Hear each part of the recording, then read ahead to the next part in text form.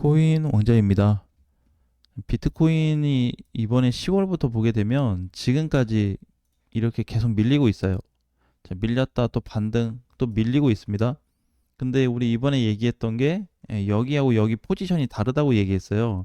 일봉으로 봤을 때 여기 위치하고 이번에 지켜줬던 자리도 여기였고 양봉도 여기였는데 어쨌든 상승이 나오든 하락이 나오든 포지션 구조가 A하고 B하고 전혀 다른 모습이다.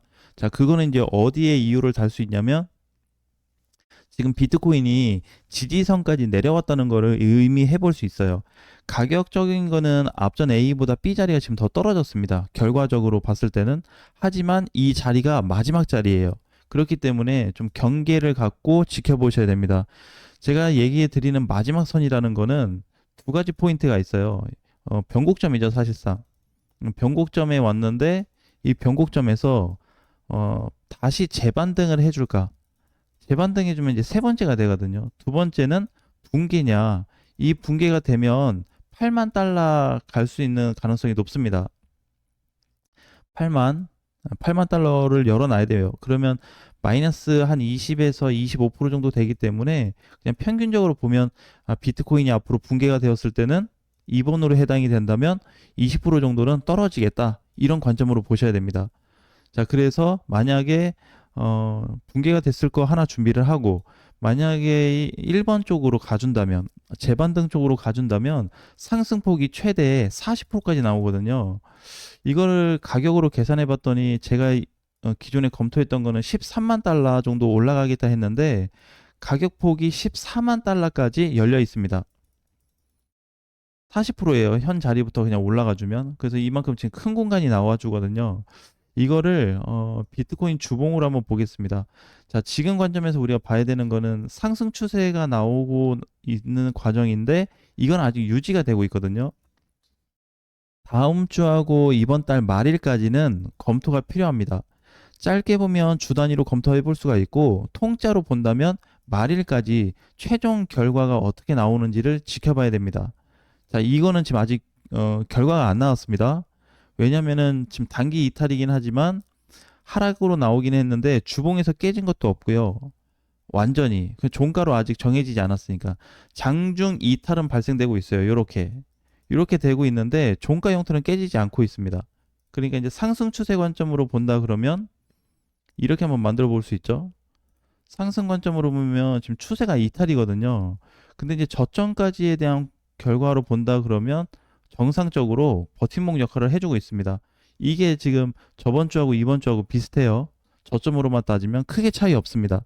이번 주가 조금 더 빠지긴 했는데 현재 값 기준으로 했을 때는 저번 주도 하단부를 지켜줬고 지금도 현재 위치에서는 하단부를 지켜주고 있습니다. 이거는 상승 관점으로 봤을 때. 근데 여기서 이제 하나를 추가해야 돼요. 기존에 봐야 되는 그 상승 위치가 돌파 시점 이후가 되는데, 자, 이렇게 됩니다. 마지막 돌파 시점이 5월 5일이에요. 5월 5일인데, 지금 마지막 지지선까지 내려왔습니다. 그러면 정확히 따지면 단순하게 지지선만 놓고 봤을 때는 지금 매수 시점이거든요. 비트코인이.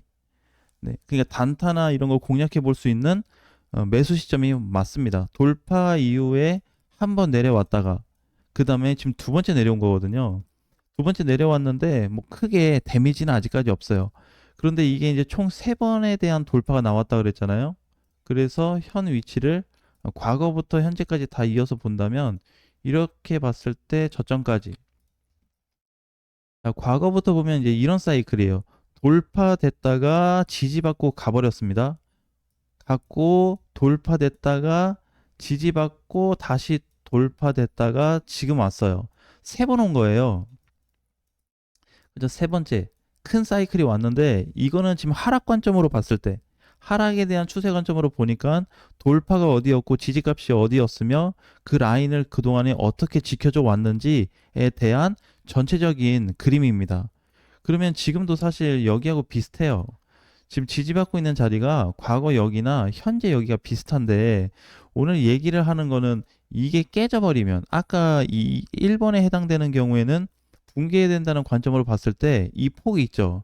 이게 대략 한 20% 나오는 거예요. 20에서 25%. 이거를 일단 하나는 열어놓고 준비를 하셔야 됩니다. 아직 상승 관점이 끊어지진 않았어요. 아까 본 것처럼. 이렇게 보면 상승 관점이 다 이탈돼서 망가지진 않았는데 지금 중요한 부분이 뭐냐면 과거 십전도 그렇고 현재도 그렇고 항상 그 마지막 지점까지 왔을 때 변동 사항이 나타났습니다. 여기도 마찬가지. 마지막 지점. 결국에 이 흰 선을 건드렸을 때 변동 시점이 나타났거든요. 그 이번에도 건드렸어요. 과연 주봉이나 월봉 결과가 어떻게 나와야 되는지 한번 지켜볼 수 있는 계기가 될 것 같습니다. 그러니까 항상 이제 이 동그라미 친 부분을 보게 되면 결정적인 라인까지 내려왔다가 두 번째 선까지 건드려 주고 모두 반등이 나왔는데 이번에 과연 이걸 시도해 줄 거냐. 만약에 상승 추세가 끊어진다고 하더라도 이 현재 위에 있는 파란 선, 이 선만 망가뜨리지 않으면 괜찮아요. 그러면 이 선을 망가뜨리지 않는다는 가정을 했을 때는 붕괴가 되더라도 뭐 반등 좀 나왔다가 이렇게 깨서 옆으로 넘어간다고 하더라도 이 선을 지켜주면 괜찮고 이 선마저 깨진다 그러면 그냥 20% 정도 떨어진다. 이렇게 보셔야 됩니다. 아직까지는 정상 사이클을 유지해주고 있고요.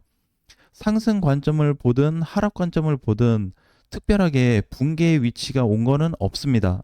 그럼 지금 온 거는 뭐냐면 그냥 갭 차이가 만들어지는 공간에서 메꿈자리가 나타난 것 뿐이에요. 여기도 마찬가지. 근데 아까 이제 떨어지면 20%고 올라가면 40%라고 했는데 이 지점을 그대로 연결해서 보게 되면 이 공간을 얘기하는 거거든요. 어, 제가 한 10,000달러 정도로 오차가 좀 있었더라고요. 그래서 여기서부터 여기까지 간다 그러면 대략 한 14만 달러에서 13만 달러 후반이 되기 때문에 상단까지 같이 간다고 했을 때 한 40% 정도가 나옵니다. 굉장히 크게 나오죠. 근데 여기를 무조건 지켜줬다 그래서 상단까지 갈 수 있는 가능성은 많이 희박해요. 공간은 40%가 나오는데 이번에 얘기했던 대로 여길 찍고 반등이 나와서 이렇게 올라온다 그러면 이 정도에서 다시 타격을 받는다 그랬죠. 비트가 앞전 라인이 있기 때문에 여기에 대한 문제로 인해서 다시 어, 지지선까지 내려오게 될 거다. 자, 이런 부분을 언급을 좀 드렸습니다. 그래서 이렇게 상승으로 볼 거 하나, 그 다음에 깨져서 내려가는 거 하나, 이탈돼서 옆으로 횡보하는 이렇게 총 세 가지 케이스를 열어놓고 준비를 하셔야 돼요. 그러니까 어떻게 준비하냐면 여기에서 반등 나오는 거 하나, 흘러가는 거 하나, 이탈되는 거 하나이기 때문에 방향이 다 다르잖아요. 한쪽으로 정해지면 그쪽으로 맞춰서 움직이시면 돼요. 가만히 있으면 안 되고 그 이제 상승 쪽으로 1번 같은 케이스가 된다 그러거나 2번 쪽에 해당이 된다 그러면 사실 버텨볼 수 있습니다. 이번에 문제가 뭐냐면 3번 나오면 다 깨져요. 네, 어쨌든 깨졌다 갑니다. 그러니까 이게 이제 기간적으로 길 수밖에 없겠죠, 당연히. 3번 라인의 현 시점이기 때문에 이게 깨진다 그러면 공간이 얼마나 나오냐면 이 폭도 나오는데 이 폭 대비 여기서 또 움직일 수 있는 공간이 하나 있고 이렇게 그 다음에 내려온 시점 이후로 이만큼의 공간이 또 생겨버려요. 그러니까 작게 보면 이 공간에서 다시 또 사이클이 나올 거고 크게 보면 이 공간을 잡아먹을 텐데 이것도 시간이 적지 않게 걸릴 거라는 거예요. 이 첫 번째 라인이나 두 번째 라인에 들어온다고 해도 가격적으로는 크게 변동이 없거든요. 그러니까 잘 와봐야 앞전 고점 정도 다시 오는 케이스가 좀 될 텐데 이것도 아직 해소가 안 될 겁니다. 예, 이렇게 밀렸다가 올라온다고 해도 그렇기 때문에 현재 지켜줄 수 있는 범위에서는 우리가 최종적인 그동안에 한 2년 11개월 동안의 전체 포지션을 놓고 그려본 데이터이기 때문에 현 상황이 이렇게 흘러져 왔다. 그렇기 때문에 이 구간에서 방금 얘기했던 총 3가지에 대한 방향성만 놓고 준비하시면 될 것 같아요. 그러니까 이거를 이제 이렇게 안 보고 일봉으로만 딱 보게 되면 어, 무섭거든요.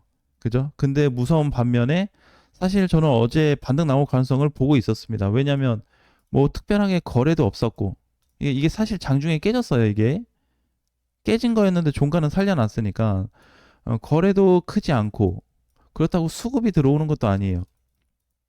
현재 방어 정도만 해주고 있습니다. 즉 이번에 12만인가요? 그 정도 올라갔다가 지금까지 위치가 한 2달 정도에서 3개월 정도 여기서부터니까 한 4개월 차 됐네요. 7월 고점부터 해서 여기까지니까 계속 조정이에요. 7월부터 오히려 8월 동안에는 알트코인들이 상승이 나왔죠. 비트코인 이번에 못 갔어요. 그죠? 한 달 이상 올라갔는데 비트는 축 처졌고, 나머지 중소형 코인들은 잘 올라갔다 왔습니다. 예, 그리고 이제 반응했던 위치를 보게 되면 그 앞전에 이제 비트하고 알트하고에 대한 상승 부분도 좀 달라지고 있고, 자, 어쨌든 이제 전반적으로 봤을 때 이러한 구조가 나타나고 있기 때문에 아직은 안정적이진 않지만 그렇다고 해서 꼭 부정적으로 무조건 떨어진다라고 보기보다는 이번에 다시 저점에 온 비트코인을 가지고 상승 기대도 해야 되는 부분이 있기 때문에 최종적인 결과를 기대하면서 가장 가까운 다음 주 월요일에 결과를 보다든지 아니면 일봉상으로 봤을 때 추가 붕괴만 없으면 되거든요. 그 추가 붕괴가 이번에 어떠한 이제 결과를 좀 가져와 줄지 지켜보는 게 좋을 것 같습니다. 즉, 일봉으로 봤을 때 이런 관점에 대한 부분이 일봉에서만 나타나지 않더라도 방어를 해줄 거거든요. 너무 중요한 자료가 되겠죠, 이번에. 결국 비트코인이 뭐 붕괴 가능성도 열어놔야 되겠지만 현재 위치에서 일봉상 봤을 때는 당장 붕괴될 만한 근거는 없다. 자, 이런 포인트를 이해하시면 될 것 같습니다.